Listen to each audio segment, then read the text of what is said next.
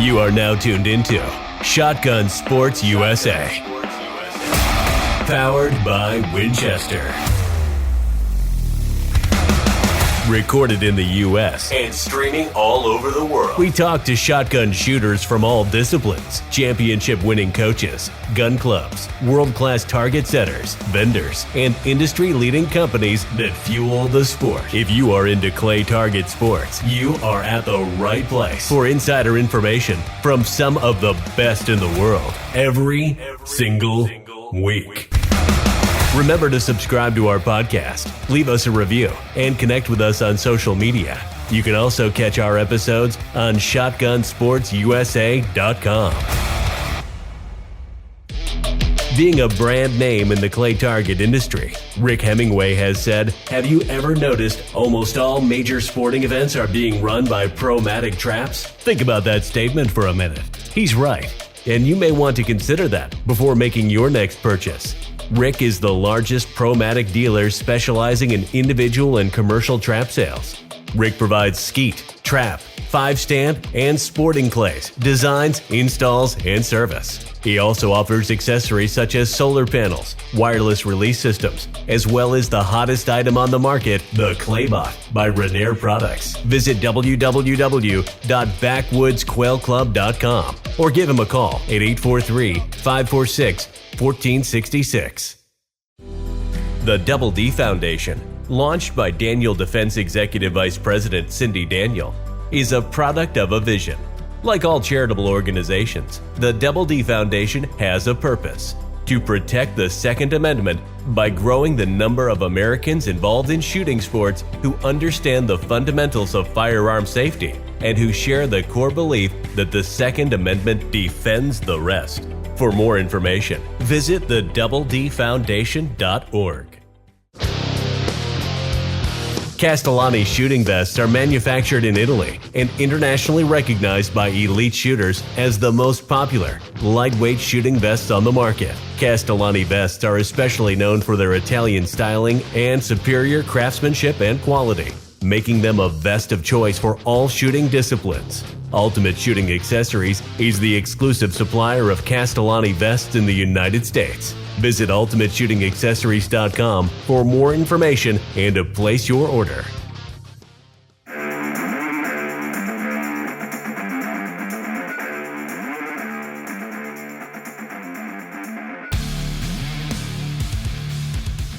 Today I have a well-known shooter, gun club owner, and internet sensation on the show with me. If you don't know who he is, you're about to find out all about him in this episode. Now, I'm going to say this. This has not been edited in any way. If bad language bothers you, turn it off now, because you will hear enough in this episode to last you for 2 weeks. Everyone, here he is, Gary Fitzjarrell.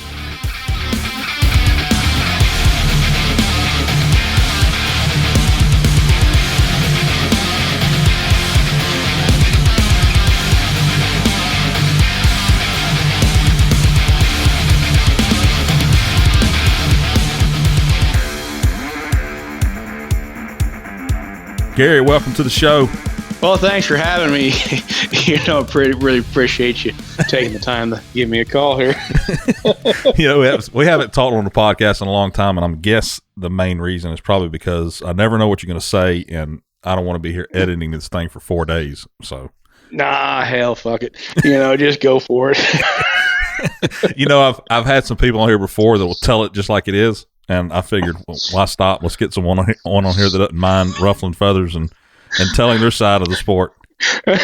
Well, like I said, regardless of how you live your life, you're the villain in somebody's story. And I have a feeling that I'm the villain in a lot of people's stories. So, whatever, just roll with it. There's also listeners that don't know who you are, which I find kind of funny. So tell them about yourself before we get this going. Gary Fitzjarrell, former mediocre masterclass shooter, owner of FLC Shooting Grounds. Trying to think what else I do. Piss a lot of people off on the internets, and sometimes I'll set a target at a major shoot, regional, Texas State, world English type shit. So, yeah. Well, jack of all trades, master of none. Why do you come off as such a smart ass online? Why not? I mean, it's what kills you anymore is everybody puts the famous statement.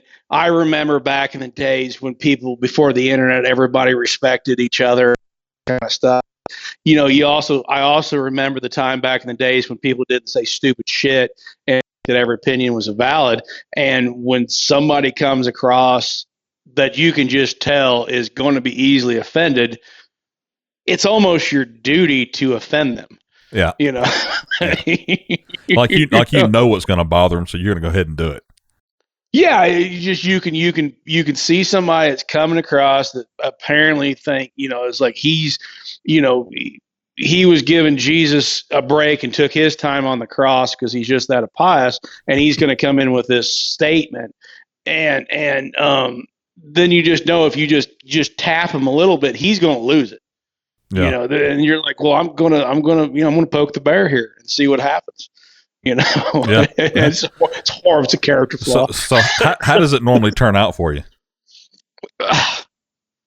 Normally they get mad and either make some grandiose exit speech, and it'll always start in with, what their contributions to the world are in the shooting sports. And then it'll be, I've been shooting for 50 years and I've helped countless, blind children learn how to shoot. And then they leave. But they don't leave because then you tag them in the next post and their name will come up. So they didn't leave. They just wanted to get some attention. Yeah. Act like they did. Yeah. Or I get the personal message, why did you delete me? Or I'm going to come and kick your ass. So I've always got my GPS coordinates queued up, to which I send back, all right, well, I'm right here. If you're going to come kick my ass, you're 3 hours and 45 minutes in Southern Indiana away. I'll be waiting for you. Or the guy will be like, well, I can't believe, and they write this big long soliloquy out. You think it's a Shakespeare, you think it's like what do you call it? Darn, it's something bad guys always do in every movie, where they give away the plot, but they do that shit to you. And you're like, dude, it's a Facebook post. You got kicked off a group. Yeah. Let it go. Yeah. Let it go. But, so I'm sure you mute some people, but then you have to ban the rest. How does that work?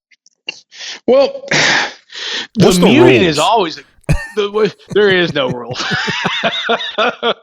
Normally you mute somebody if they've put their foot in their mouth, they made an ass of themselves, but you're not quite done with them. So you mute them and then you comment and they can see your comment and then it just makes them even madder. Normally a ban will be just being belligerent, being ignorant, calling names, insulting something, because right now we're kind of talking about clay target shooting right now, or clay shooting. We have 20-something thousand members. Yeah. There's a lot of people in that group that don't know who the guys that actually shoot or actually may know something. And when they start hammering on someone who has some credibility as someone you ought to listen to, boom, you're gone. You're toast. We had a guy that was telling Richard Faulds how to shoot trap. And you're just like, he never won a medal. No, he's never won a medal. I'm sure it's like a penguin on an iceberg watching the Titanic sink. They couldn't look away from the impending disaster. That was, little penguin nudged the other one. Hey, George, check this shit out. That's, it's going down, but we got to pull up a chair. And it's just weird, man. And it's that same shit that they put out there is that, so that goes back to that same statement. I can remember a time when everybody was civil to each other. And I said, I can remember a time when Richard Faulds is talking and you don't, you don't interrupt. Right. That's right. Yeah. You shut up. Listen.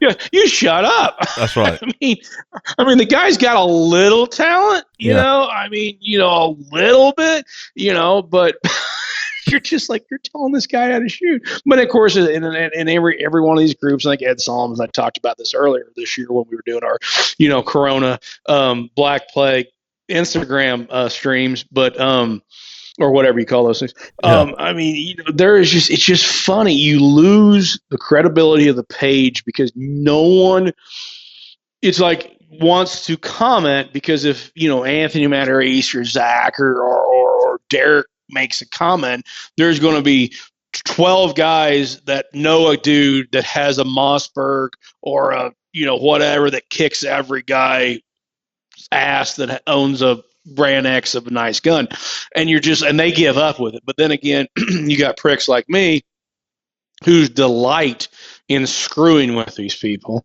and it's kind of like why I put the challenge down for the All-American all-around, and we have yet to have any guy take up that challenge. Yeah. So what is the most aggravating thing somebody could say on that Facebook page? For you, the most. It's the stupidity. It really nothing really aggravates me. Like I said, I control you all day long, and still cuddle a puppy. But the aggravation is, it's my biggest pet peeve as being a junior shooter growing up is when someone is giving bad advice who has no, position or credibility to be given advice. Yeah. And it's the club, it's the youth and beginner and lady shooter vampire. They prey on the people that don't know, and they just want to give themselves some credibility by imparting some of quote unquote their wisdom. And that's the one I hate. I hate seeing people get bad advice that's going to lead to other problems. Yeah. And that, like I said, as far as like I said, a pet peeve, yeah, that's my pet peeve. It's like, I was fortunate, Zach's fortunate, and we all shot in my son, like G-Dub being brought up in a gun club that's surrounded with Christ, I look up and Derek's here. I literally have looked up and Derek came walking around the corner. We're out here building something this spring, my gun vault, and I look up around the corner and here comes Derek, but not everybody has access to guys that can shoot. And when guys are giving kids and women and beginners bad advice, pisses me off, man. Yeah. It's just like, it pisses me off. And I don't know why. It does. Cause I don't want to see somebody learn a bad way to shoot and then have somebody try to undo a bad habit that was taught to him by somebody who is like, shouldn't be teaching, should probably took a lesson himself. Now you bring up Zach. What Zach are you talking about? We have a lot of Zachs. Zachary Keenbaum. Oh, okay. Yeah. My 40, we're both 43. He's a prime. I look more shot out than most 60-year-olds, and Zach is apparently a low stress life. Well, that's what happens with Indians. Yeah, right. Chief, so I've shot with Zach since we were kids, and a little inside joke. We let everybody out there, and I love Zach to death. My dad has always called Zach Chief. And it doesn't matter how many times I've told my dad or anybody's told my dad, hey, Zach is not Native American. He still refers to him Chief. And it's always, what did Chief shoot? What did Big Chief shoot? And it just cracks me up. And, and I think we almost had him convinced that he was Samoan, and then Rollins is like, no, he's Apache. What is he? What is he? Yeah, that's what the guy. We were over there hunting one time, and I'm not picking on Zach. It doesn't matter, honestly, Justin. It doesn't matter.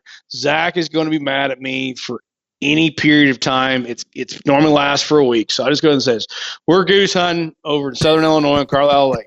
And I'm giving him shit, and everybody's giving him shit all week on calling him Samoan and all this stuff like that.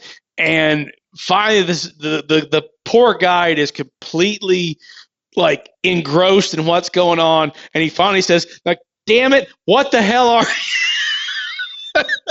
What your shit, man. But what was his answer? What was the answer?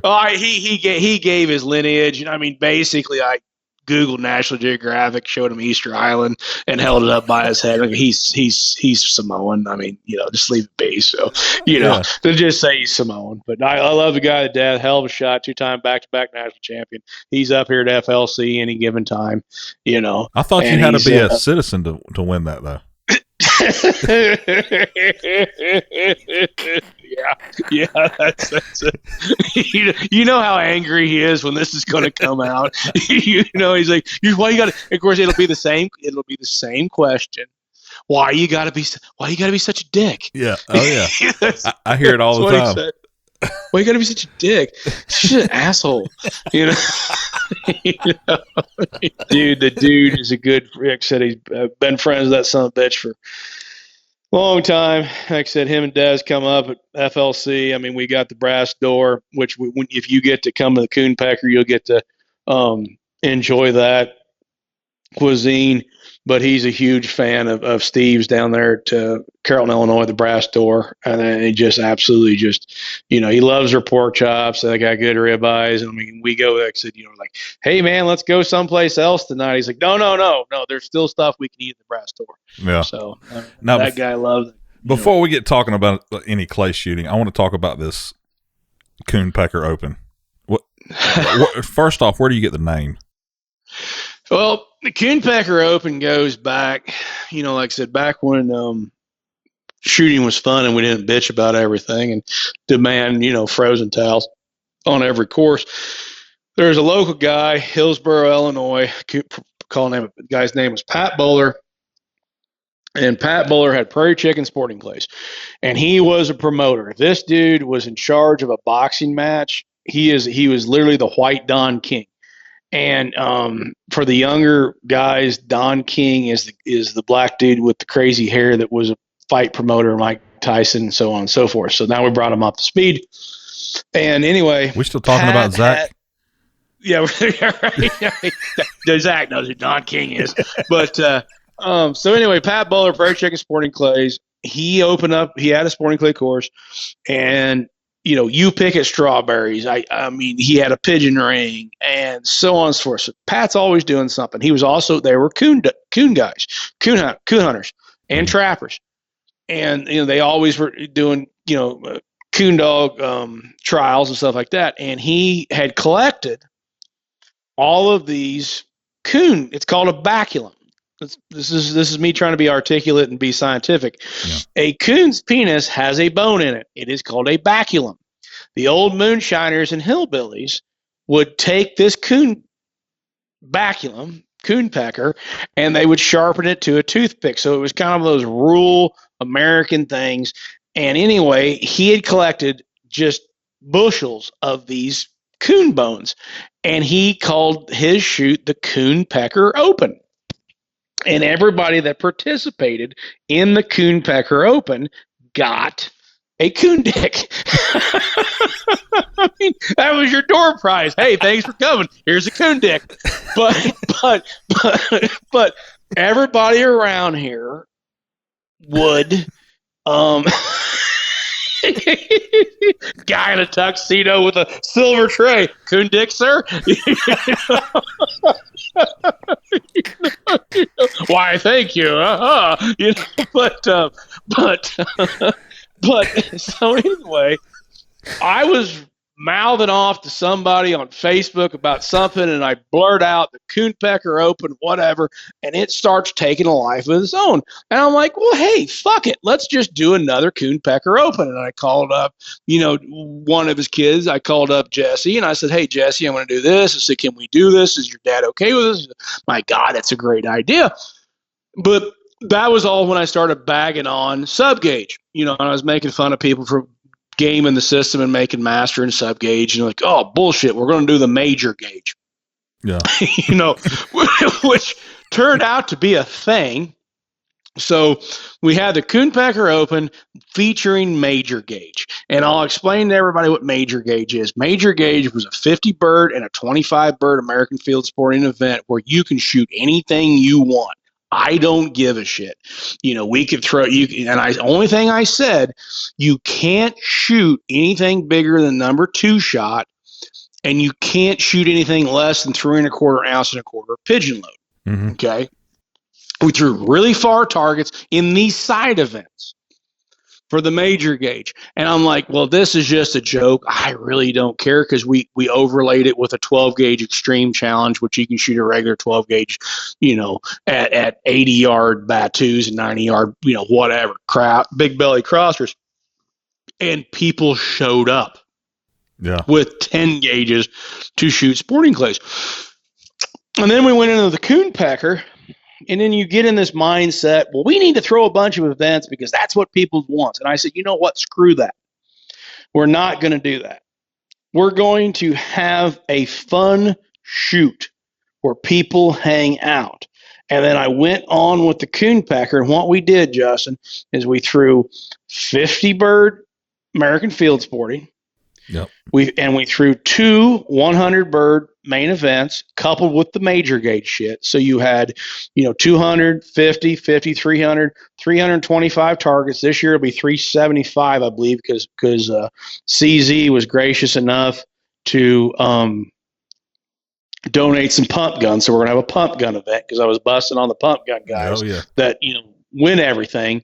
And I said, well, hey guys, if you want to shoot, show up and we'll give you a free entry if you win. And then Promatic stepped up, and thank God for Promatic, because they're like, well, we'll sponsor the event and we'll bring in a trailer so you can have, plenty of traps. So we have separate courses. But anyway, going back to the original genesis of this, I said, let's have a fun shoot. Let's throw enough events where you get, your gun barrel hot. Almost said something else, but you get your gun barrel hot. Then we got good food. Yep. We're all going to kick back Saturday night. We got this big 100-foot long Quonset hut that I put a bunch of gay lights around the outside and put crazy shit on the wall. And that's a technical term, is gay lights. It's not, I'm not making fun of people who, are into the same whatever, but I'm just saying we call them gay lights because they're kind of fruity lights, but they make the place look cool. Yeah. And we got a bar in there and we got a commercial kitchen. So anyway, we big, cooker fire pit. We're out there cooking shish kebabs. We're cooking all sorts of finger foods. We've got an open bar. It's all free drinks, beer, liquor. We got a band back there, kick-ass band. The acoustics are badass. So what we're doing is no one's wore out. You haven't shot, a freaking war out there. You've shot a little bit. You've shot really good quality targets. You feel still got some energy. You're not going to, fuck off to Applebee's and then go sleep at the Hampton Inn and then can't wait to get home Sunday because you're tired. No, you're going to have time. And then we cook good food. We got a band playing. Everybody's drinking. It's free food, or free drinks, free food, good times. You're socializing. You're talking to someone, because that's what we used to be. Shooting used to be, you didn't see who could shoot the most targets. It was like, let's have an event. Talk to some people, make some new friends, pick a fight with somebody that pissed you off on the internet. The line for that goes around the corner. I have a separate booth and I just stand there and, it's a boxing match. But, and then the next morning, you shoot whatever events. We got another 100 bird. G-Dub and I get up, we cook everybody breakfast. We have another free breakfast, and it's turned out to be a good time. Like I said, I think Matt Gay came down. He's coming down this year, and he says, I haven't been to too many shoots where you had more people at the dinner than you have shoot the shoot, So I mean, it's just kind of taking a different spin on it, I mean, instead of just you still are running around like a madman, we're enjoying ourselves, we're getting to know people, we're having good food, Brass doors cooking, I got liquor, I got a badass band, man, I got a crazy good band, and then they play for a good 3 hours, and I think last year they tipped them some money, and they played for another hour, so. Yeah. Is this what shoots you're going to have to start doing in order to compete with some of these regionals? Well, the regionals, and like I said, the regionals have gotten to the point, I mean, let's face it, everybody for the most part has a job. Yeah. You've got so much money that you're going to spend on your hobby. Yeah. And after a certain amount, the old lady's going to start bitching at you, because she would like to go to a vacation, a real vacation, instead of sitting in, a truck reading her book or watching quote unquote athletes shoot at clay disc. But, I think the regionals have gotten really big, and it's been very successful in consolidating shooters. But it's also, we've lost, and I don't think it'll ever go back. I think we've lost what I call boutique shoots, the smaller shoots like the Pro-Am they used to have over there. Was it Quail Ridge? We don't have a UK-US Masters anymore. The Pan American's gone away. There's a lot of non-Florida smaller shoots that have disappeared. I honestly don't know where it's going, Justin. I mean, the regionals have gotten so big it's kind of turned into the satellite grands that the ATA has. Yeah. I mean, personally, I miss, like, Doug Fuller used to have a badass FETAS March shoot. And it was a 125 bird FETAS, and each day had a 100 bird sporting clays event that they could flip their course. And it was a small group. I forget what the number was, but it was over 100. Good food, good times. And you just don't have that anymore. And I really kind of, honestly, I miss it, and I don't know if the regionals in the long term are a good thing. Yeah. I don't know. I mean, it's changed. The game's changed so much. It just I have trouble with I understand the good of it. It's consolidated stuff. We now have, it has taken away from the FETAS, because I like to shoot FETAS. Right. And used to have standalone FETAS. National FETAS was on itself, Pan American, so on and so forth, and not highly profitable. Anybody that's throwing a FETAS shoot is not, because you have certain guys, it costs a little bit more money to put on. You have so many guys that'll shoot it, and they weren't horribly successful. So then they coupled them with the regionals, and I really don't know. I mean, I would like to see a few more boutique shoots like the Gamil Cup. Gamil Cup's about the one that's still hanging out there. Yep. They're knocking it dead. Yeah. But tell me a few more that are still there. Well, you got the Gator Cup. I mean, that's that's a Florida shoot though. True. So that kind of, this is kind of like, analyzing songs like what's the movie High Fidelity, where if it was in the movie, if the song was used in the motion picture The Big Chill, it was, you couldn't use it as being a great song, but I mean, the Florida circuit attracts people that probably don't shoot anything. There's a lot of guys that only shoot the Florida circuit, and they're done for the rest of the year. They stay super local.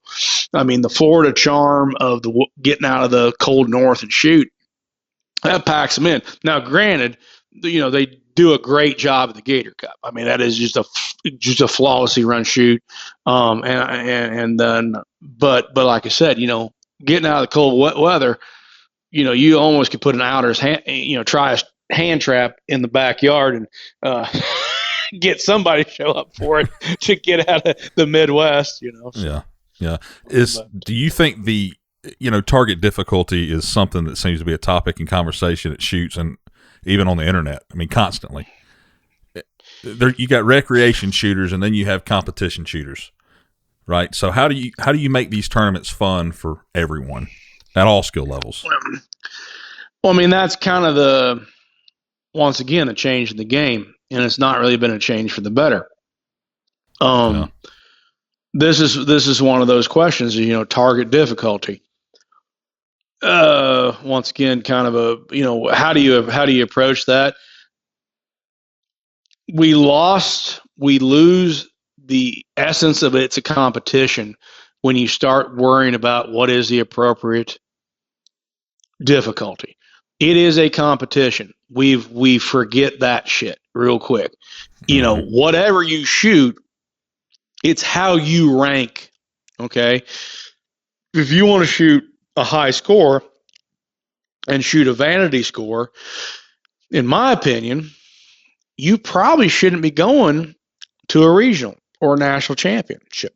Right. That's a championship. It's how you stack up against the other shooters. I mean, I personally don't give a shit if I shoot a 3 as long as everybody shoots a 2. Would it not be a fun day to shoot a 3? No, it'd suck.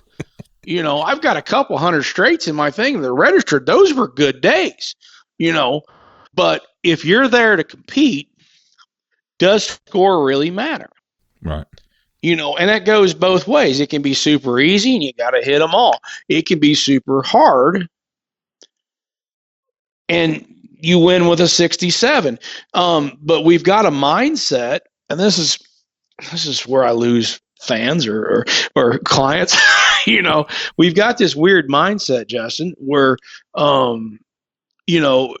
it's better to lose with an 82 than to win with a 62. You got guys who place, and I put that post up the other day and nobody got it.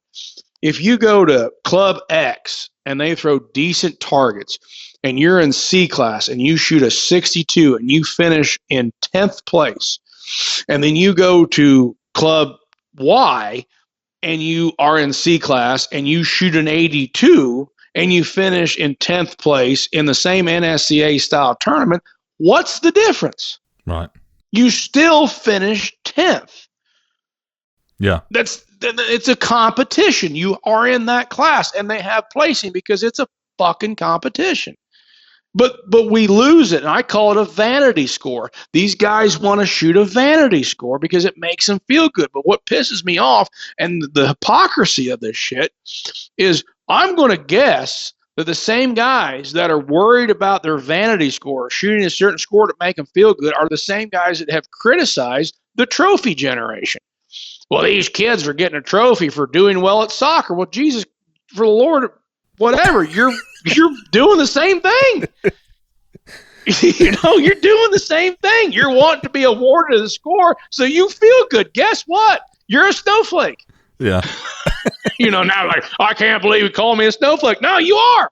You can't make fun of a 6-year-old kid for getting a medal for playing soccer when you're a 67-year-old man wanting the club to give you an 82 so you feel better about yourself. He just got out of diapers and you're heading towards him. Yeah. I mean, that's the only difference. Now we just offended the incontinent people. But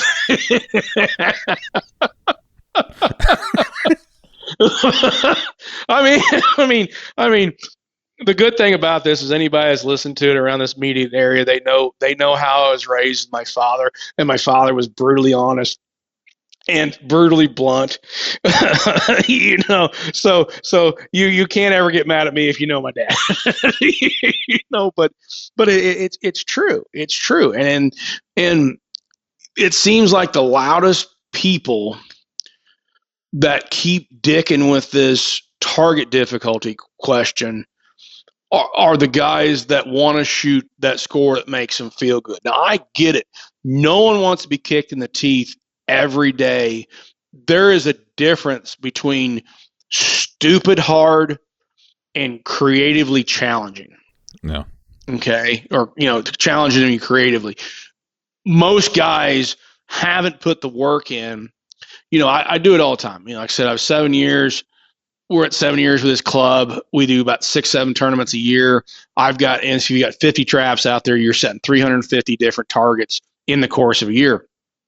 And we try to set a fresh course. We actually do set a fresh course because we actually move our machines. And I've had these guys like, oh my God, that target's at 50 yards. I'm like, actually, that road right there is 25 yards, and the first target is a 108 at 35, and I've got a 70 millimeter running down at 30. The target you think's at 50 yards is actually at 25, 30 yards. They don't put the work in. They haven't taken the lessons. They don't look at what you're trying to do, and they fall right in the trap you set them. Right. But then they bitch at you that it's so freaking hard. I'm like, well, dude, the cornfield's 35 yards and the traps fall, target's falling well inside that. No, it's not that far. Yeah. So, so you get crucified for doing your job. Yeah. You can't. But like I said, if a guy hasn't taken the lessons, gotten the gun fit, paid attention, I watch guys like go out there that are bitching because it's so hard. You have a big target comes over, it drops over, it doesn't have a sweet spot till it drops at 20. They fire the shot at 40 and they wonder why they're not shooting good. I'm like, well, it drops right there. Well, I can't shoot droppers. Well, yeah. It's 20 yards closer if you shoot at droppers. Well, that's stupid. Well, I'm like, not stupid. You shot it at 40, but okay. Potato. But it's just a weirdness. It's just like it's a Walmart guarantee. It's like they want a Walmart guarantee for their $35 for that practice round. You're going to have an enjoyable experience. I'm sorry. So what you're saying is, if you want easy target, shoot a charity shoot, and everybody gets pretty much. Everybody gets prize there. Yeah. Well, yeah. You can't. The hardest thing you can do, the stupidest thing you can do, is set for a high score. You need to try to set for a low score. As long as I've got a 47 to 52 low score, then I'm not going to be too upset because you try to go out there and, like I said, there's one target that you should hit per station. Yeah. Well, that's a 50. Right. And and I'm not trying to take off one or, I'm not trying to do the old fashioned separator station. So back in the day, a long time ago, Galaxy far away on this shit, they'd set a really easy course because, all you couldn't do too much with hand traps. And then they would have one or two stations that were harder than balls. Right. And they would call them separator stations. Well, normally they were ridiculously hard. Christ, a great shot and a mediocre shot and a suck shot might have found them. Like I said, it really didn't separate anything because it was such an absurd shot that those days are gone. You just got to peel off a target or two and catch the guys not paying attention. And most of them are not paying attention to what you're trying to do. And then they come back and complain. Yeah. All right, thanks guys. Thanks, sorry. Yeah. Oh yeah. It just mind blowing at times. Yeah. But hell, I don't know. Let's move on to clubs. Like, do you think some of these clubs have lost what a tournament truly is about?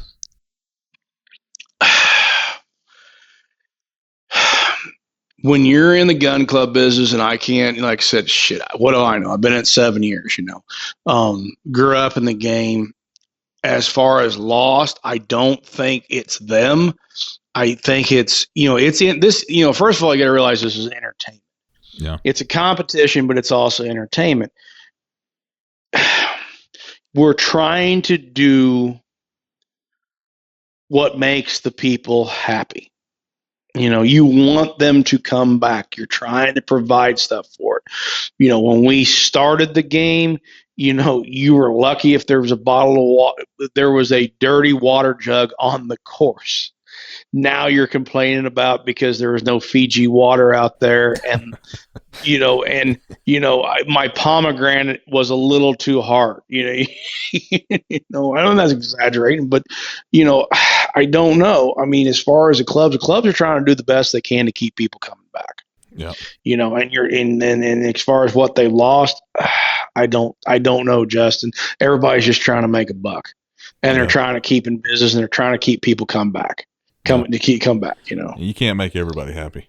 I mean, you cannot make everybody happy, but we all get caught in the trap of trying to make everybody happy. Yep, that's right. Because you work hard, and then the toughest part of it is you're trying to make everybody happy, and use that 1995 price to keep people happy on the price, and then you set your limit, and then you handcuff yourself to what you can actually do for that price. Yeah.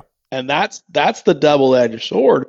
Is you don't want to be the guy that actually throws a price up there where it makes money to pay back to the class and makes you money because you're afraid you're going to lose somebody. So you price it down to a palatable $199.95, and then you're forced to cut stuff from the tournament.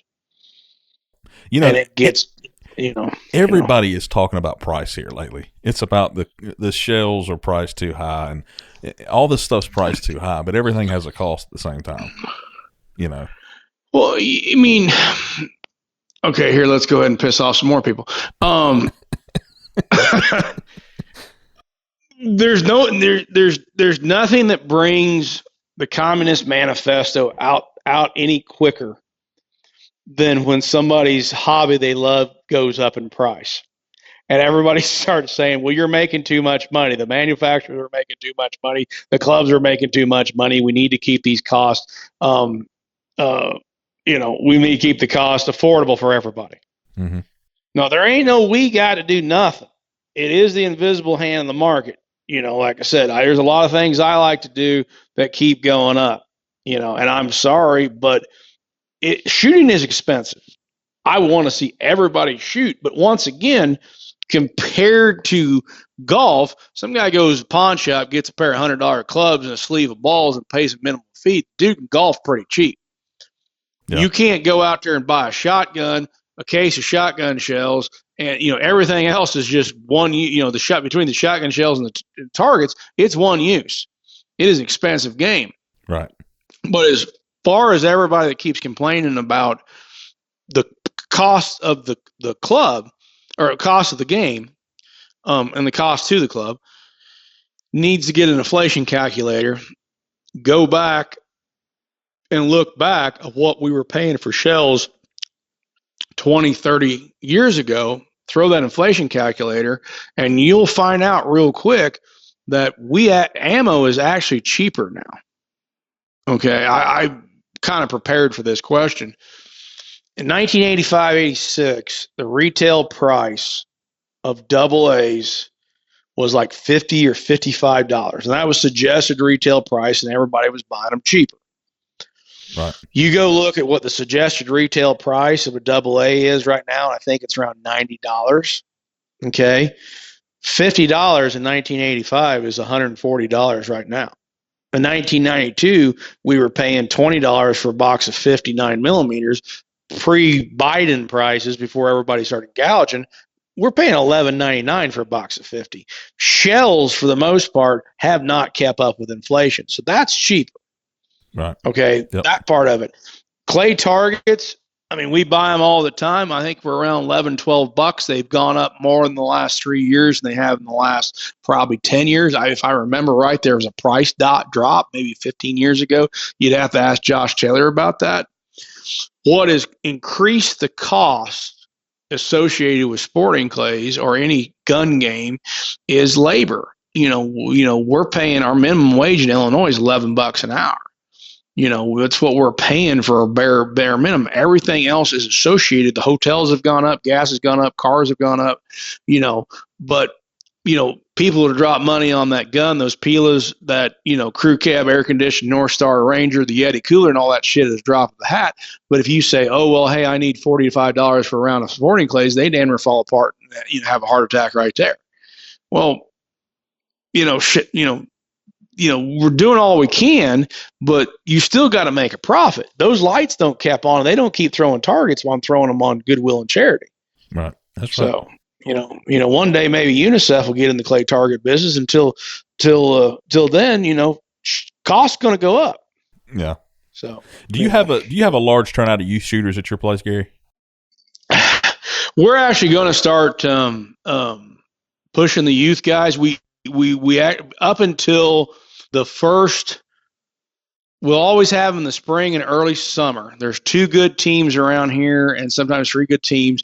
But as soon as you have the deal down at Sparta and the first part of the Grand, then those kids are done for the year. And we're trying to cultivate them a little bit more, just because, well, I mean, it keeps the lights on. We're probably putting it. We got 1 trap field already. Probably going to put in another trap field, a skeet overlay. We're working on some bids to put a bunker in right now, and trying to work a few more youth clinics and stuff like that. Because like I said, the parents and grandparents have no problem dropping money on these kids. Yeah. And honestly, this wants me being a dick. The kids, for the most part, are happy just to have a place to shoot. They don't complain as much. They're not saying that your taco buffet is laid out ineffectively. True story. That your taco buffet my mother was, my God bless her 80-year-old soul, was told that her taco buffet was laid out inefficient. I want to say I heard about this. When was this? Not that long ago. So I walk in there, and this is before Mom started to have Alzheimer's dementia. Mind you, real quick, she's 4'11", and she's Irish. And I walk in there to the clubhouse, around the club, and this is when we actually served food in the clubhouse before we moved it out to the pit. And my mom's pissed. Now, looking around, first thing I do, I look around and see if my dad's there. Dad's not there, so I know she's not pissed off at Dad. That he did something. I go, "Hey, Mom, what's wrong?" She goes, "No, nothing." I'm like, "No, Mom, what's wrong?" And I go, "Just calm down. Tell me what." She goes, that guy right there." And my mother does not cuss. She goes, "That motherfucker right there told me my taco buffet was laid out inefficiently. He could go to hell." And I was like, "Oh my God." I was like, "This is great." Now you're laughing. It just makes your mom is dropping an F-bomb, and she's never dropped an F-bomb too many times in her life. And I'm thinking, it's just funny. See, call a guy a motherfucker. That's funny. But something like so said, simple he had to complain about. Just something like I said, we're giving you all you can eat. Yeah. Tacos and fajitas, and I'm sure Mom made cookies that day, and there was water, like she made sweet tea and lemonade, and there was a snack crate sitting there, and candy. The sauce was in the wrong spot. Efficient, that asshole couldn't get fed quick enough. I'm sorry you had to reach back here to get your sour cream, sir. My bad. Shit. I'm sorry for putting a full meal out here for you. God damn it. I've failed once again. Dear diary, fuck me. I sure hope you bleep the shit out of this stuff. This is funny. You just crack your ass up what guys saying, and you're just like, you and I've known each other for a while, and you've never been up here, but when you come up here, you'll figure it out real quick. When you get into this gun club business, for the most part, I'd say most people are doing it for the love of it. Yeah. It might be an addition to your gun club or your hunting preserve or stuff like that. But if you're coming in for a raw dog, a sporting clay course, you're doing this shit because you love it. Yeah. And that's what kicks you in the balls, is when you're like, man, I just spent, X number of dollars on this place. I'm like, dear God, I could have had a lot of fun in Vegas and bought a nice Ferrari for what I pissed away on this place. And then you're complaining because, I didn't, whatever, I had a guy come in one time, and this always, when you come up here, Justin, I guarantee you, Howard Schwalbach says the FLC 15. And the FLC 15 is really quick, really simple. You're going to eat, we're going to feed you. And we're going to feed you really good. And you're going to be taken care of. And I had a guy come in one time, and he was upset. He asked, what's for lunch? And we were making, I don't know, probably like, I think it was like Brunswick stew. Right. That was one of the things where we like to barbecue up here. Yeah. And what Brunswick stew is, and for Right. all the Yankees and stuff like that, it's basically leftover barbecue stew. It's really, really good. And he's like, well, I can't eat any of that because that's cooked in animal fat. He goes, and he looks at Sarah, and that's my longtime girlfriend, life partner, whatever. He says, told her to go back and make him a peanut butter sandwich. And that went over really well. She didn't like that, did she? She didn't like it. She didn't like it. If you've ever met her, she like said, redhead, big boobs, tattoos. Like the kind of like what is your dad like? Redheads, tattoos, and big boobs. You describe your father, but yeah, she just kind of she kind of roughed out. She just cut the old boy off the ankles. And just chopped them off. But I mean, that's just it. And I don't think they mean it. I for the most part, they're unhappy people. I would think that probably when they go home, they scream at their goldfish for 10 minutes and cry themselves to sleep. But they just can't help it. And we're trying to give you a good time, and I can't force you. I mean, I'll give you the tools. I'll give you the facility to have a good time. I'm going to feed the shit out of you. We're going to throw you pretty good targets. I'm not going to, I'm going to change the traps because, I don't know about you, but I can tell you from me, if I keep going the same course and station 1 is still a trap shot and station 12 or whatever is 2 outgoers from underneath your feet that has been there for 10 years, I'm not having a good time. Right. I mean, I want to have something different. I get bored shooting the same targets. Now, there is people that like to shoot the same targets because they figure them out. And once again, they can shoot that vanity score to make them feel better about themselves. That's right. And hey, man, I mean, you're right. I mean, everybody keeps saying there's so much mental game to this shoot, to this, to sporting clays and stuff. I agree. There's a mental game to it, but you don't need a mental sports psychologist. You need a goddamn therapist. Because there's some people with some problems. You need an open-ended prescription for Xanax and a comfy couch to tell your problems to, because you got other besides your mental game. Yeah. I bet shooting on the squad with you is hell. I don't know. Derek's been doing it. Derek and Abel's been doing it for years, so I don't know either they're just as screwed up as I am, or they enjoy it. So, all right, let me ask you: if you were shooting on a random squad, what would be the most aggravating thing to you on a random squad?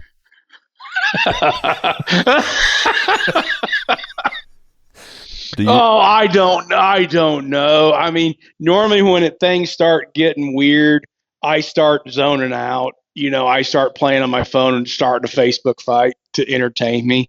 Yeah.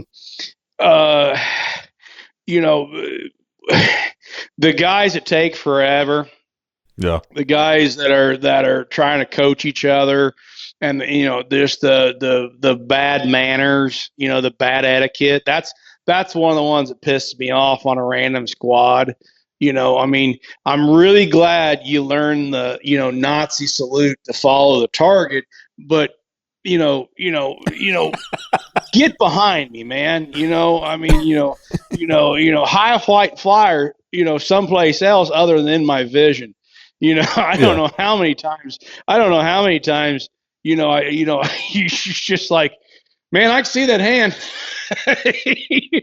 I'm glad you just, I'm glad you looked at that YouTube video of how to point your left hand at the target, but please don't do it in my eye vision. I mean, you're right beside me, Slick. I mean, I'm not afraid to shoot your fingers off. But do they do that while you're shooting? God, there's always some guy that just all of a sudden woke up one day and was like, man, I'm going to go take lessons and I'm going to take this shit serious. Competition, which, I believe in competition. Like I said, I've talked about, this is still a competition, but but then he's just so carried away and so enthusiastic with it. He is now on the side of your cage with his hand up here. You know, I mean, looking like an SS stormtrooper pointing at a bat too, and you're like, dear God, man, just step back, dude. You ain't got you know. You know, we ain't got to do this shit every target. But do you think people do that, Gary, just to do it, or do they really know what they're doing? Yes, 100%. 100%. I think they saw someone else do it, so they do it themselves, and they have no idea what it actually means. Yeah. You know, or what they're actually looking for, because most guys don't know what the fuck they're trying to do. I mean, you're trying to get target speed. We'll let you all in there. So you're trying to get your target speed, and you're trying to figure out where to start your gun that the target doesn't jump in front of your barrels. That's really all you do. Once you figure it out and mark it on the tree, you need to leave me alone. Yeah. Yeah, you don't start pointing when it's halfway through the flight and falling, you know. Yeah. Yeah. I mean, you know, you try to figure out, get your speed, try to figure out where you're braking. Once you need to do that, you need to fuck off back to back to your golf cart and buy some more Pila lenses, man. Because this ain't helping. You ain't got to look at. I mean, I walk up there, I see the first pair, and I've done it a while. You know, not that I get too enthusiastic. I've actually shot a fair amount this year locally. I haven't worked at it. Scores, you know, I can bang out a 92 one round, and I can bang out an 82, and I can probably bang out a 78 the next one. But once I've seen them, and this is me personally, once I've seen a couple targets, I don't want to sit up there and watch some guy miss a shit ton of it and say like, oh my God, is there something that I'm not seeing on that straightaway? Yeah. That guy just missed 3 straightaways. What the hell they do with that 20-yard target? Goddamn magic, you know, a damn gypsy magic out here. And you're just like, you know, so I go back and you know, buy something on eBay or you know, listen to some music or text Sarah or, you know, something or, you know, whatever. Yeah. So what bothers you about like getting lessons on, like you talking about maybe a student and a coach? What bothers you about that? Oh, you mean on a round of sporting clays? Yeah. This is the wrong time to do it. You ain't gonna learn shit then. You know, it slows everybody up. I think it's actually against the rules. You can't coach in the stand. You know, like I said, and I've watched it shooting with G-Dub, and then, you know, Ben Shoemaker's kids, Liam, and we're always squatted together anymore because the boys are kind of close to age. You know, and I don't say very much because I don't want to be a hypocrite and break the rules. It's just like, this is not the place to try to coach. You know, I don't mind look at it harder or behind or in front just once or twice. But when these guys are given a full blown lesson, okay, you know, Tom, you know, you're over the line. You need to watch your whole points, and you need to drop it here. You need to get. I'm like, you think that guy's listening to you? You know, we're halfway through the round. He's down 20 targets. I don't think it really matters at this point. You know, right? And it just slows everything up. It's kind of just the etiquette shit. You know, there's etiquette to it. You know, it's like the golf cart stuff. I hit a guy this year at the Illinois State, and I bumped a guy. I mean, I don't care about the noise. Okay, I'm probably thinking about something else when I'm shooting anyway. I don't care if you're talking. I just don't want to see your hands in my. I don't care if you're talking. I don't care about the golf carts. But as a rule, and I'm trying to teach G-Dub, when you're driving your golf cart, and if there's somebody in the squat in the cage, stay back. All right, stay in your golf cart, and then when they're done, move your golf cart past the station. Okay, so what we were doing is actually being gentlemen. There was a squad in front of us. And instead of rolling up on them like an asshole, we stayed back about 2 cart lengths in our Ranger. Because, you know, Ranger makes a little bit more money, more noise than a golf cart. Right. And I left a place. And the guy that was behind our squad would come around us and pull in front of us. Mm-hmm. And I'm like, And look, G-Dub was like, don't be this dickhead. And then we'd go to the next station and we'd do the same thing because it was just the flow. Every time we'd get up on there, there'd be somebody shooting. Well, shit, I'm not going to be, not that it bothers me, but it might bother them. And I'd leave the freaking spot. And here come this guy again in his golf cart. Boom, pull up all the way around us. And I watch this guy shoot. He doesn't need to look at any more targets because it's not going to help him. He'd pull up around us again. So about the third time, and he pulled up tight.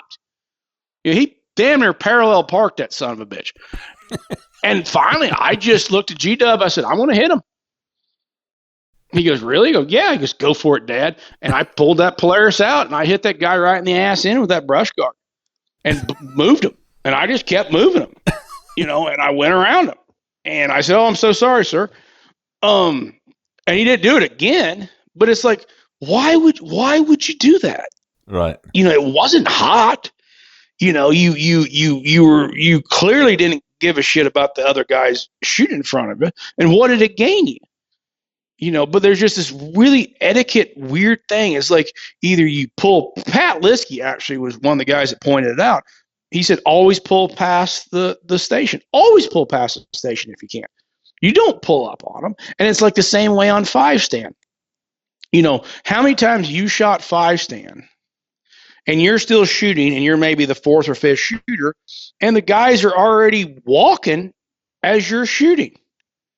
No, you stay in your station until everybody has shot their last pair and then you rotate. You're not going to get, what are you going to do? Kick me out of the station so you can get there quicker? No, man, stay in your cage. Yeah. But there's just some basic etiquette that blows my mind that's just not there. I mean, you can't get mad at him. Did it ever occur to him? I'm sure the guy that pulled out in front of my golf cart is the same guy that, I do a little, I kind of like to screw with people in drive-thrus.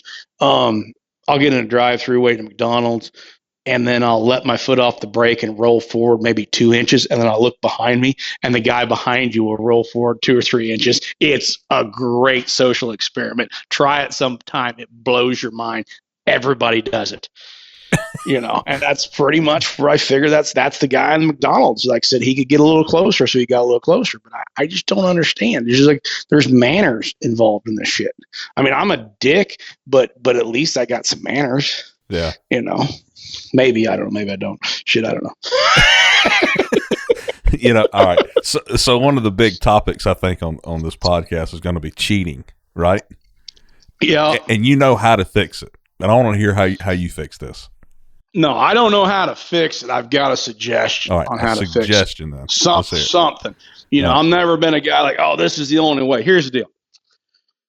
We've had this year an instance of someone cheating at a major tournament. Not going to say the name, but he did get, near as I can tell, kicked out of a major shoot for dicking with scorecards. Okay. It seems like a lot of people that get caught cheating dick with the scorecards in between stations. Hang on with me. This is halfway long-winded, and I'm trying to get it all encompassed so it makes sense. All right.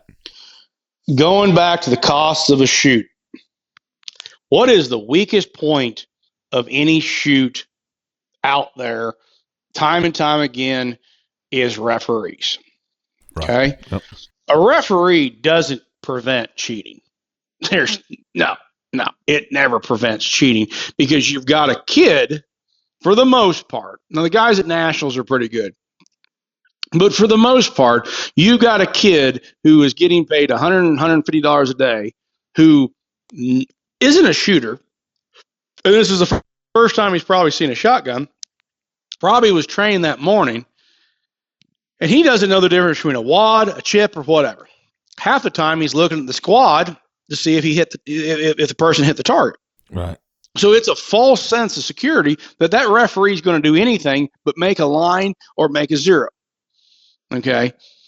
So spend so much money on all these referees. It's supposed to be a game of integrity. It's supposed to be a game played by gentlemen, not gentle ladies. Whatever. It's 21st century. Maybe let's say everybody identifies as a man right now. So gentlemen. So instead of having a referee at every station, we go ahead and pay a little bit more money and get a quality referee, administer a test of the NSCA rules, and we call them field marshals or whatever you want to call it, course managers, field marshals, whatever. Right. 12-station course. We have these field marshals who are now being paid $200-something a day plus their hotel. They're very well trained. On a 12-station course, let's say we have 4 field marshals.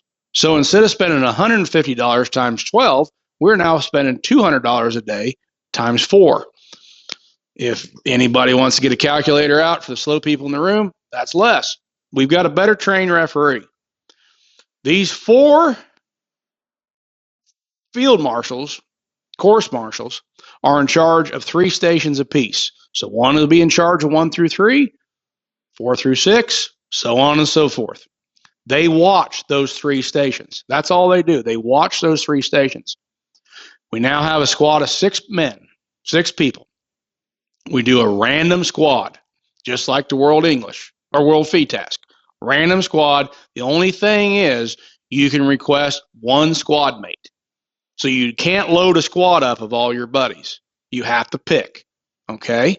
So if nobody else picks a buddy, you have 6 random squatted men. I think we ought to do some kind of a class, where it's a mixed class. So we have like a master or no more than 2 masters. This can be worked out later, so on and so forth. Okay, so now we have random squads. No one knows each other. Maybe 2 guys know each other. I mean, you don't know everybody anyway, because if you shot this game, how many times have you shot random squads and not known anybody? Right. Not many times, right? Random squad. We now have highly trained referees that are watching three stations apiece. We're going back to score your own. You score your own, because what's the difference between that pimple-faced kid or you scoring your own? Hell, half the time you've got the scorecard in your hand because they can't push a button and make a mark at the same time. You know that. You've seen that. Yep. Now, here's the kicker on this one. Anytime, everybody's name in that squad is on the back of everybody's scorecard. So you know who they are as a squad. So if it's Justin Barker, Kevin DeMichael, Zachary Keenbaum, so on and so forth, their names are on the back of the scorecard. I'll get to that in a moment. All right. As you travel between stations, okay, in order to keep things a little bit more organized and so on and so forth, the scorecards are in an envelope. They're in a very visible envelope, a red envelope. Oh, okay, orange. I don't give a shit what color it is, but it's in a colored plastic envelope. Okay? Once the squad's done, the cards go back into the envelope and are not allowed to be out of the envelope until the next station. So you can't be sitting in your golf cart fiddle fucking with the scorecards. Okay? There's no way, like I said, it is against the rules to have them out of that envelope. So a guy can't doctor a scorecard in between stations. All right? If you see they're out of the scorecard, out of the envelope one time, you get a warning. The second time they're out of the envelope, guess what? The whole squad's out. Now, here's the draconian rule that the NSCA has to find its huevos and do. If you get caught cheating at a tournament, everybody's out. So your whole squad gets kicked out if the referee sees somebody doctoring the cards, if the referee sees somebody begging pieces, so on and so forth, or doing anything against the rules, the whole squad is gone. Whether you were cheating or not, you're gone. So it now puts the honor of the game. We're all supposed to be keepers of this game, okay? It puts it on the shooters. So the shooters have to stand up, because if they don't stand up and somebody gets caught cheating in their squad that they shot with, you're all gone. It's just a thought. It's a thought I thought. I put some thought into it, Justin. Yeah. Yeah. if you got a squad of 6 people and one's caught cheating and the whole squad gets kicked out, that squad's not going to let that person cheat. They are not going to let that cheat. So the NSCA has to find some waivos to do it. And I mean, it's going to be harder to cheat if you've got an envelope that they have to be in, and they can't be out until someone's at the scorer's station. Now, I don't see a problem with it because I don't understand why we think that a kid who is spending most of his time on Twitch chat or whatever they're into these days, who you have to remind to keep their glasses on, or in that one Oklahoma State shoot we had at Scott's, poor Scott, we had, we were, sweating out the whatever meth they took the night before. Oh my God, it was terrible. Remember that was awesome. That was a good time. Man. Poor Scott. But I like Scott. Don't get me wrong. I mean, I think I love Scott to death. He's an asshole, but I like him. Yeah. But and I hope he's listening. But those trappers were, I'm telling you now, they had it in them, didn't they? Awesome. So yeah, sometime I'll tell you a story about that, but it was pretty cool. But yeah, I mean, it's a way of looking at it. You've got the court, like I said, four referees plus a course manager on a course. You can watch 3 stations. You're not going to have, say you have 2 buddies and 2 buddies and 2 buddies, 3, everybody requests each other. If they're requesting each other to cheat, you already know they're cheaters, because if they're pulling that behavior, you're going to watch them anyway, and you just get on the microphone and be like, hey, by the way, Tony, hey, watch squad 3, it's got so on and so forth. We know they cheat, so you watch them. There should be, I still think there should be a blacklist. I think anybody that's ever been caught cheating in the NSCA should be known. Whether they repent and become a better person, it's not hard not to cheat. All right. It's like, oh, I learned the error of my ways. Why didn't you know them in the first place, man? But it's just a thought about trying to do it a different way. Mm-hmm. I don't know. I mean, it's probably too long-winded and we probably lost everybody, but it's not a bad idea. But it probably never get done. It's probably a pipe dream. I'm going to do it. I want to do it at one of our shoots. We're going to do course. We're going to do it. Do the same thing. See what happens. Yeah, I was going to ask, would you do it at your place? Mm-hmm. Next time we have Illinois State shoot, I'm going to do it.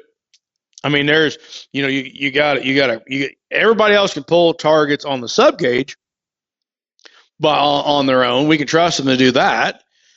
But apparently, when you come to the main event, that kid you're giving $100 to and a box lunch is really close to a judge, I guess, at that point. They're a highly trained referee at that point, but I don't know. It's just a thought. It's just like I said, because if you're wanting to cheat, a cheater's probably going to be so excited to see some dumbass kid that they can buffalo. Like I said, they'll just come up and intimidate. Oh yeah, I saw a piece on that. Well, it was the wall. The kid don't know a difference. How many times you come up there and you see the kid? You could tell that kid you broke every target. He's gonna say yes. Yeah. Oh, okay. But it's just a thought. I've gone over it enough times. I'm done. I'm tired of going over it because you feel like, you're like a crusader. You're like, well, this is how we fix this. I'm like, it's a thought. Yeah. So I don't know, but hell, that's all I got for you. All right. So moving the game forward, is that something that you need to do to get the game better? Moving it forward. Do you feel like the game's going forward? No. I don't. I mean, the toughest part, and I was on the AC for a minute, is to figure out how to put value added into the NSCA membership. You can shoot sporting clays without the NSCA. People do it every day. There's some pretty big clubs that don't throw registered targets, that just throw non-registered targets. They account for, I heard somebody say one time, NSCA registered accounts for 20% of your business and 80% of your bitching, which is probably pretty accurate. Yeah. I don't know what the future holds for it. The game is getting more expensive, and it's not really the shells or the targets, it's everything associated with it. You've got inflation going up. We got hit with Corona, and we got hit with a shell shortage. A lot of people have found other, avenues for that disposable income. So now they're golfing or camping or, go try to buy a UTV right now. Everybody's using whatever they had, to buy that. As far as going forward, we've got to figure out how to get people involved with the disposable income. We put a lot of emphasis on the youth shooters, but, SCTP's been around since like 2004 or something like that. Those guys are in their 30s now, and they're not shooting. So, yeah. Why do, it's like, because we did it. We did the program. We used to have, before we had the club and stuff, we had a nightly five stand. And we had a lot of guys. And we, of course, like I said, you love the game, so you try to be a, keeper of the game, ambassador, and get people interested. Those guys were 18 years old in 2004, and that was that's 17 years ago. So they're 35 now. And I see those guys going down the road out here. They've got their UTVs and they've all got their boat and they've got their camper and stuff like that. And they're not shooting. Now that's just that's me looking at it through a very small perspective, but I have yet to say anybody I haven't seen any data or any success stories to say, hey, I shot SCTP when I was 18 and now I've finally got, money and the kids are 14 years old or whenever they had kids. And I'm back shooting. I don't know, Justin. I mean, it's a scary, it's a sobering thought of where this game's actually going to go. With all the jokes aside about competition and stuff like that, it's just like you got to get these guys involved that have disposable income. That's the future of the game. Guys willing to piss money away, at $200 a weekend or more. Yep. So how do you sell that to them? I don't have the answer on that one, because not the $6 makes a difference, for registered targets. I'm saying, 4 to the NSCA, 2 to, normally 2 to your local state. Some states I think are 3. How do you get those guys interested? I really don't know, because like I said, there's guys that shoot out here recreationally all the time. They never show up at a tournament. They come out with their buddies. They shoot the targets, 35 cents. They leave. They had just about as much fun. We've done a great job of growing the game. People shoot the shit out of it. But as far as growing the NSCA, it seems like this. It's the guys that we lose. You get probably as many guys come into the game as we lose every year. Some guys just say, screw it. Why do I want to go?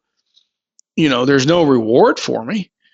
There's no money in it. We don't have any money. Like I said, we throw for a bare cost and we try to figure out what we can cut for these major tournaments.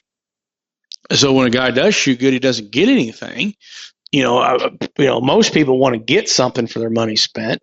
I don't know what to do. I would like to see more money in the game. I would like to see these guys get rewarded. I'm not saying the top guys, but any guy wins C class at the whatever, he should win more than $1,000. Yeah. So, yeah. I mean, it's a sobering thought of what the game's actually going to go as far as the NSCA registered. It's just tough to convince somebody who is not that competitive why they should go shoot a registered target. You got a freaking spreadsheet. You can keep track of your own damn records. You sure don't know the NSCA for it. And of course, I'm not knocking the NSCA. NSCA did a great job promoting sporting clays. I remember a little kid, as a little kid, Pete and all of them had that big brown Red Wing shoes bus they took around all the gun clubs and set a sporting clay course up. Yeah. They put the seeds there, but the tree went a different direction. Well, you were part of the PSCA. I mean, that paid some shooters some money. You were on the PSCA. Yeah, I was. It was amazing. I was kind of glad it ended because the amount of groupies that were showing up at my house daily, it was just like, horrible. Did you consider yourself a pro shooter? Fuck no. I got a job, man. What is a pro shooter? What is a pro shooter? I don't think, honestly, we have this talk all the time. There's not such a thing. There's guys that make their living in the game, but there's no guy that makes their living from the game. And I'll explain that real quick. I mean, you guys got some guys who have decided to dedicate their lives to shooting. They use their wins to get, what sponsorships are available, but the guys that put the time in and day out, standing by somebody in the sun, that's a pro instructor. Zach, Brad Kidd, Derek, obviously Anthony, John Woolley, and all these guys, Dan Carl, I can't please don't be offended if I left somebody out. Those guys are the guys making a living from the game because they can shoot, so they get, but as far as the pros go, no, I don't think there's a pro. Show me somebody that's making a living from their winnings. There should be, for much time and heartache these guys have put into the game and dedication and single-mindedness for purpose. They should be making some kind of a living from the game. They should not be walking out. You got 2,000 people or 1,000 people that freaking shoot, and you get 5 G's for your win. Nah, man, that's not good. Once again, it's also if you win C class or B class and you get $600, nah, man, that ain't good either. Oh yeah. I mean, the PSCA, and thankful it was cool to be part of it. They got some really nice long sleeve shirts. I love those things. They're indestructible. Been wearing them for years. They still look good. And I appreciate the prime rib and the free Crown Royal. As cornerstone of my dietary needs. Yeah. I think they went around. Scott came in there, and I'm not kissing Scott's ass because like I said, I'll tell Scott he's an asshole to his face. In fact, I'll text him right after this and tell him he's an asshole. Just let him know how much I do love him. They did a great job. He's really good at talking. He's brutally honest. I thought the biggest failing is we went after the TV. The TV's dead medium. It's dead media. I think when they did a live stream on Facebook, you had more people watching it on Facebook because obviously if people will sit on Score Chaser, Casey Chase, throwing props up for her, I've already named Promatic, but I'll keep hitting them again so if I get some free no shirts. But anyway, so if people will go to Score Chaser, and I'm sorry I was mumbling there, if people will go to Score Chaser and they will follow you of what's going on Score Chaser, and then if you see how many people tuned in on Facebook when you live streamed, right there you need to veer off course and quit worrying about publishing something on TV 6 months after it happened. We're in a generation, we want it right now. We want instant feedback, instant TV as it's happening, which we have the tools for. And I think they kind of missed the boat on that one. Yeah. I think it should have been more live streaming and more stuff like that. And of course, you go to character development. I mean, I can't imagine somebody sitting out there in Ohio going, man, I really like the way that guy's back looks as he's shooting that target.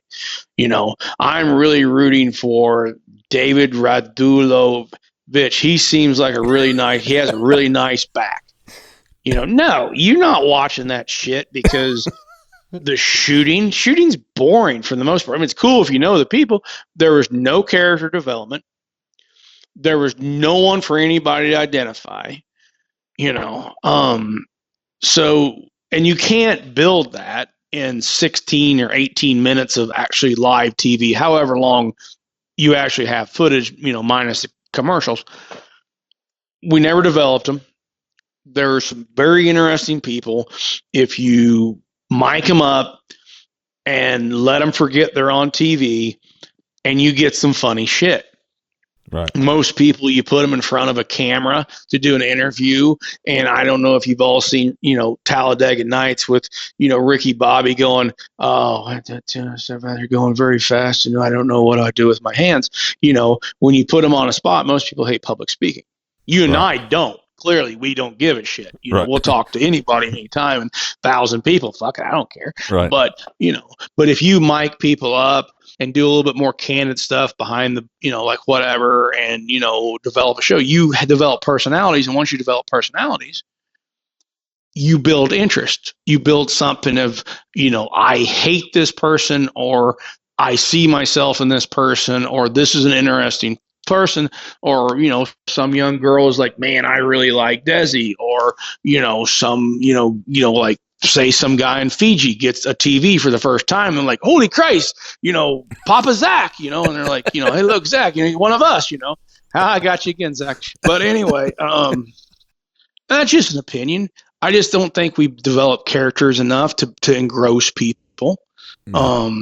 The one thing they did right was charging $250 for 120 targets. And then no one had a problem paying that. And then you had more money in the kitty. If you take a regional, instead of charging $210 or $220, and you charge $400, and the club keeps an extra $500, and you take $100 or so and put it back in each of the pots, and let's say there's 200 C-class shooters at a certain shoot, there's $20,000 to pay out to C-class. Well, it's a pretty much no-brainer to raise the prices and put more money back in. $100 back for all the classes, and you got 200-300 masters. Well, there's $30,000. Like, well, oh my God, $150 that's just crazy money. I'm like, how is that crazy money? You just stayed in the Hampton Inn at $120 a night. Your Ford F-250 diesel is $80,000. Your North Star Ranger was $27,000. You're shooting a $30,000 Krieghoff, blowing away $80 case double A's with extreme chokes. Peel of glasses, extreme chokes at $120 and $1,000 for peel of glasses, but you're complaining about $150 for the weekend? Right. Nah, come on now. Like I said, so you shoot so you shoot four shoots a year at $150, you spend an extra $600 out of the 15 G's you just puked out. Nah, man, you bullshit. Try again, man. Yeah. That don't work. That doesn't work. But it's just like, but until somebody has the cojones to do that PSCA type move of 250 for 120, then we're gonna keep. We're not rewarding excellence of that part. And if you put that $100 back to all the classes, then no one has the argument that we're throwing the money. You're paying for the top dogs because it's staying there. And then the E class, there's 100 something E class guys, 100 times 100. Y'all do the math. You figure it out real quick. It gets to be some money real quick. Right. But, and as far as the PSCA goes, it was cool. I'd like to see something come back. I would like to see something internet based, a little bit more character development, a little bit of live streaming. Hell, I'd like to see your show. I'd like to see your show go to more live stream on site type deals. I would love, and I'm not the only one, because like I said, if you'll go to Score Chaser and follow people as they shoot, you sure as hell would have people tune in while you're at, Harry Dick's bar in wherever in Louisiana. Actually it'd be Thibodeau's bar in Louisiana on a Saturday night at 7:00 or whatever night you pick, and you are given a live update. right. of what has happened. And then, I mean, like I said, let's talk about sponsors, because these guys do have sponsors. And like I said, let's say you're sponsored by, like one of these guys are sponsored by Promatic, and Promatic is doing, Promatic's already doing a shit ton for the shoot, bringing the techs and, working their ass off. But say Promatic sponsoring this part of the shoot or part of your show. And you're doing a live update, and you want to interview that shooter. Well, as a sponsor, you would want that shooter talking to everybody on your live show, just 30 minutes. Right. What did you think about the course? You pull in, I don't know, shit. Corey Cruz. Hey, Corey, what's going on? I see you shot a whatever today on red. It was a little lighter from you. And just people who can't be there. If they're following, like I said, if they're following on Score Chaser, they sure as shit would tune in to Justin talking to things as it's happening. I mean, we've got the tools, and this goes back to your talk about moving forward. We've got the tools. We've got these incredibly cheap types of types of media to get information out in front of them, and we need to use them. So, and you also broaden the audience when you do that. I mean, if it's posted, you're damn right. If it's on Facebook, it's going to show up on somebody's stream or whatever you call it, feed, that don't watch it. Well, I mean, you're exactly right. I mean, you're talking about all. Like I said, we said there's 20-something thousand people on Clay Shooting USA. No. Or not Clay Shooting is when Rollins started, and we're all administrators on it, and it's a waste of people. We've got this page, and if you go look at the people on there, they have to answer some questions, like, what's your background, and do you shoot whatever. And these guys, a lot of these guys aren't now that we're getting. They're hobbyists. They're guys that shoot once or twice a week. There's a market there, man. If there's 20,000 guys and you get 5% of that 20,000 that get interested in shooting, bring them in the NSCA, that's a win, man. Yeah. That's more than any type of other, however else promotions go. That's a win. And as far as sponsors go, we all know that you're probably, with all the outdoor shows and stuff like that, you reach a better audience than sponsoring somebody in our game. But then again, it's one more avenue to get information in front of people. Yep. Getting what you're showing in front of people. And I think we're screwing up. I think we're dropping the ball on, capitalizing and exploiting all the social medias. Yep. And like I said, I would love to see you do I understand you have issues with live stream, but you just pick a place and you go, hey guys, we're at Olive Garden today, tonight on, Shotgun Sports yesterday, endless breadsticks and bullshit. Yeah, Zach would probably already be in there, wouldn't he? Yeah. Endless bullshit and breadsticks tonight on with Justin Barker here, But I mean, it just we need to capitalize on it. Like I said, if we obviously, once again, if we believe in this game, if we want to be, really pushing it forward, we got to try everything we can get. I mean, we can't bullshit ourselves and say this is going to be big as professional golf, because it's not. Right. And there's no way, because one, it's a gun game. Okay. Two, it's fairly expensive. And three, it's fairly expensive. So, yeah. Like I said, I give my analogy of the golf. A guy buys a brand new set of Adams golf clubs and a case of balls, and he can play all season long. You buy a case of shells and you're done Saturday. Right. So, right. And then he said, you got to have the guys that got the disposable income. But then again, if you're using a free source of promotions, Instagram, Facebook, even YouTube, I mean, you got a badass show, man. I mean, like I said, it works well. I can't believe how many people actually tune in and listen to shit.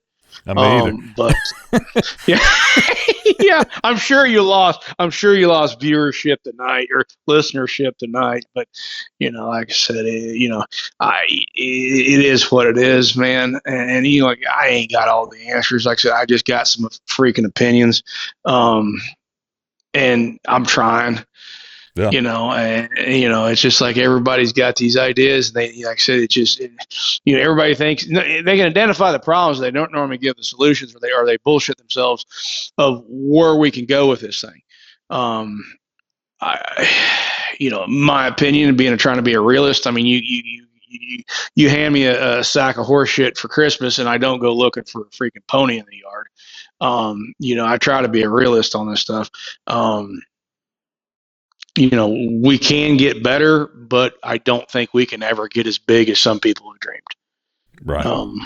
Yeah. That's just how I am. Like I said, I mean, it is a gun game. It is a gun game. Yeah, you're right about that.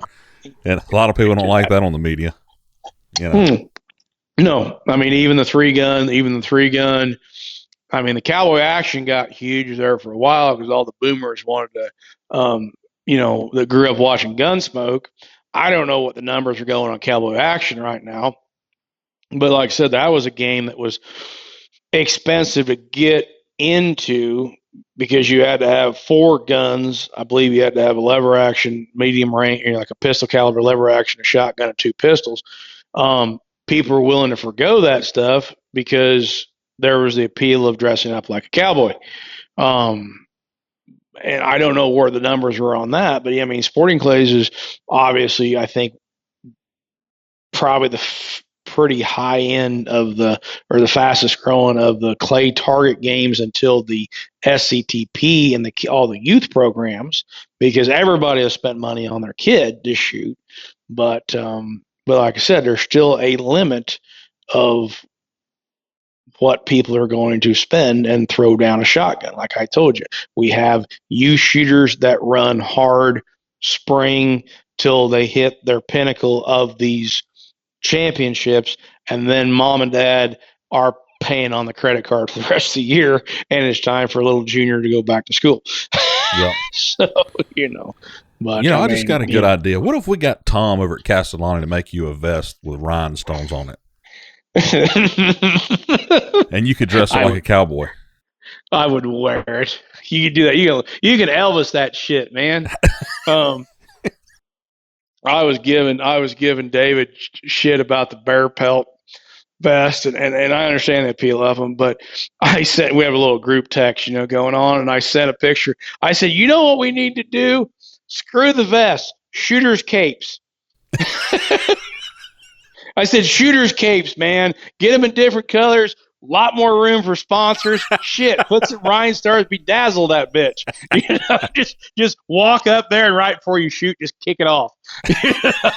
So you would just drop to the ground. You would just attach it around your neck, let it just hang to the ground. Is that what you would do? Oh my God, yeah. Oh my God, you just come up there and you could either slink up there or come in there like flamboyant Freddie Mercury flowing and shit. Just flip that thing off right before you get there and shoot. And it really works. Keeps the sun off you. And then with winter, the cold, like when it's cold, it keeps you warm. If it's raining, shooters capes, man. That's I'm telling you, I'll let you in. I'll get you in the ground floor right here tonight. Shooters capes, man. So somebody needs to start that then. Shooters capes. Yeah, right. Yeah. It's like shooters capes. Tell me you're gay without saying you're gay.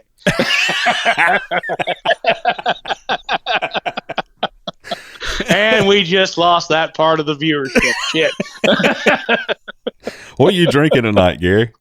We're drinking Jameson Gold Reserve. I started in with Macallan, where I still had my taste buds, and then after 2 Macallans, I'm like, well, they're pretty much roach. Let's just go to good old Irish whiskey. Are you about out of it? I am getting, shit, we never run out of whiskey, Justin. That's true. Yeah. Well, what else you got? I know it's late. You probably about ready to go to bed. Man. It's late now. Like I said, who sleeps? No, that's about all I got. I'm sure I pissed off enough people. We covered PSCA. I called Scott Robertson an asshole for the 3rd time now. But I like Scotty. Yeah. Good dad. Raised some good kids. I mean, he's a good dude. He's got some ideas. Half the time you want to choke him.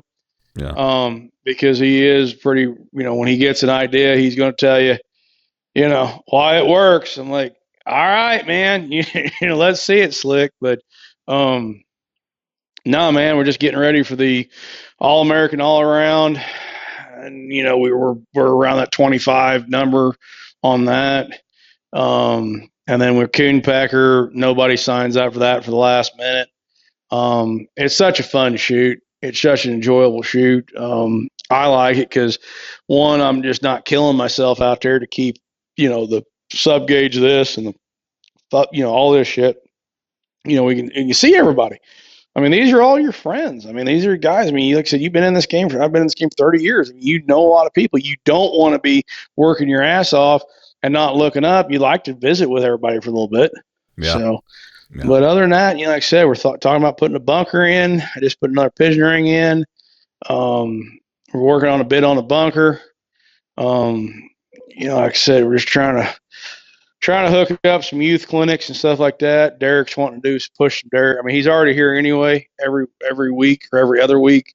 He might as well be working while he's here. That's what Diana told me. Yeah. Give him a job. now, how far do you live from him? Jesus Christ, you'd think he was next door, but he's about 4 hours. I thought it was a good ways away. It's a good way. He just left. He just here the other day. we shot bunker. I want to shoot a little bunker with him coming up 2021. Just change of pace. And, I mean, G-Dub's going to be 13 next year. He requested to shoot this year. Like I said, I've never pushed it on the kids. And he's, he shot a lot of pigeons. He's like, hey, Dad, I want to shoot sporting clays. And he started shooting, got him a 12 gauge. He's got some goals set. He shot 50% up there at Northbrook, so that was always pretty good for a 12-year-old kid that just turned 12 and just started shooting. And he likes it because him. I mean, he'd rather kill something. Yeah. Like I said, we took him prairie dog hunting, and I've never seen a kid giggle so much about blowing away a little helpless animal. I was like, yeah, son, I did well. He's like, Daddy, you did watch this, Daddy. A boom thing, pops up like a rocket. You're like, this is awesome. It is fun. It is fun. Yeah. It's all that shit. It's all that shit you miss when you're shooting all the time. You don't take time to do something, incredibly memorable, like taking your son and shooting a little cute woodland creature, or actually not woodland, but you know what I'm saying. Yeah. Yeah. But anyway, shit. That's all I can tell you, Haas. All right, man. Well, listen, I appreciate you coming on, and we'll see you somewhere. Sorry you lost so many listeners tonight. Oh, we didn't lose any. I can promise you that. We hadn't lost any. All it. right, bud. Well, all right, Justin. We'll see you at Nationals. We'll be both me and Dub will be down at Nationals. So all right, bud. We'll catch you then, and hopefully I see you at the Coon Pecker. All right, man. We'll see you, Gary. Thank you, sir. All right. Bye.